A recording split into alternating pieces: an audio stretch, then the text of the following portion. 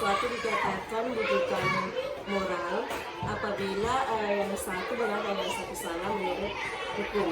Apabila kedua-duanya itu benar, maka itu merupakan dilema etika.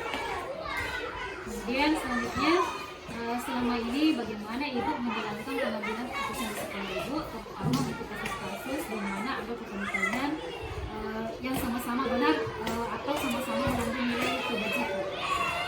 Sebelum mengambil keputusan, tentunya saya terlebih dahulu mengidentifikasi permasalahan apa yang terjadi. Kemudian siapa saja pihak-pihak yang terkait, lalu mengumpulkan fakta-fakta yang ada dan sehingga mampu mengambil keputusan yang tepat bagi pihak yang bermasalah.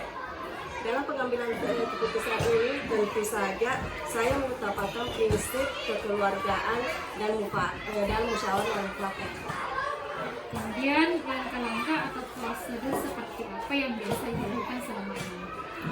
Langkah pertama yang saya ambil yaitu saya mengambil kedua belah pihak yang bermasalah untuk diminta keterangan supaya saya dapat menentukan di mana letak permasalahan dan apa inti dari permasalahan tersebut. Sehingga saya bisa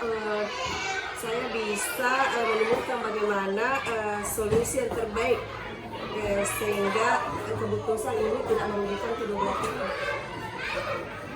Selanjutnya, hal apa saja yang selama ini Ibu anggap efektif dalam pengambilan keputusan pada kasus-kasus dilema etika di sekolah ini?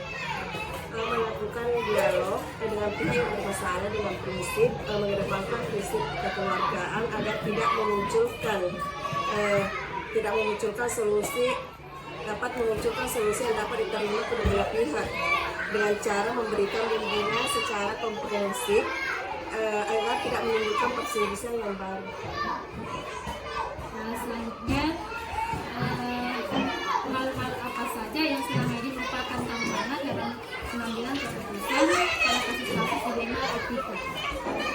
Selama saya menjadi kepala sekolah di SD IMTS 581 Bojonegoro ini, tantangan yang saya hadapi adalah dalam mengambil keputusan bagaimana cara mencari solusi yang terbaik bagi pihak dengan resiko seminimal mungkin. Tentu saja hal ini membutuhkan dukungan yang positif dari semua warga sekolah. Selanjutnya, apakah Ibu memiliki sebuah tata cara atau jadwal tertentu dalam sebuah penyelesaian keputusan etika? Apakah Ibu langsung berada di tempat atau memiliki sebuah jadwal untuk menyelesaikannya? Bentuk atau prosedur seperti apa yang dijalankan? Sebagai kepala sekolah, langkah tepat yang saya lakukan itu menyelesaikan masalah pada saat itu juga. Secara diselesaikan di sekolah supaya tidak memunculkan masalah-masalah baru lagi. Dalam mengambil keputusan ini supaya tidak berkepanjangan, saya melibatkan semua warga sekolah, kalau perlu melibatkan pengawas sekolah dan komite sekolah. Selanjutnya, apakah Ibu memiliki sebuah tata cara atau jadwal tertentu dalam sebuah penyelesaian keputusan etika? Apakah Ibu langsung menyelesaikan tempat atau memiliki sebuah jadwal untuk menyelesaikannya? Bentuk atau prosedurnya seperti apa yang dijalankan?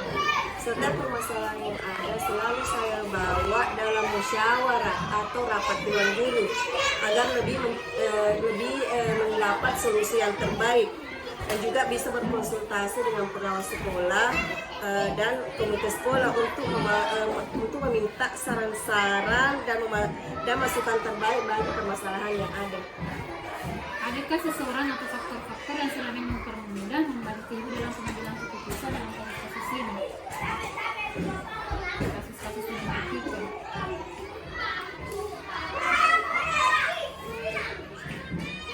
Sebagai masalah selalu ada musyawarah yang terbaik untuk menyelesaikan sebuah masalah.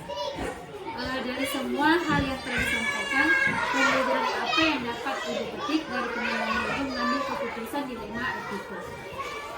Sebagai kepala sekolah, dalam pengambilan keputusan itu harus berdasarkan mufakat, harus berdasarkan musyawarah, berdasarkan dari musyawarah yang ada, dan membiasakan diri untuk bertanggung jawab atas setiap keputusan yang telah ditentukan, karena bekerja dengan tim itu lebih ringan dibanding bekerja dengan sendiri. Selain itu, komunikasi yang baik dari semua elemen sekolah dapat juga menentukan cepat lambatnya penyelesaian sebuah masalah. Saya kira cukup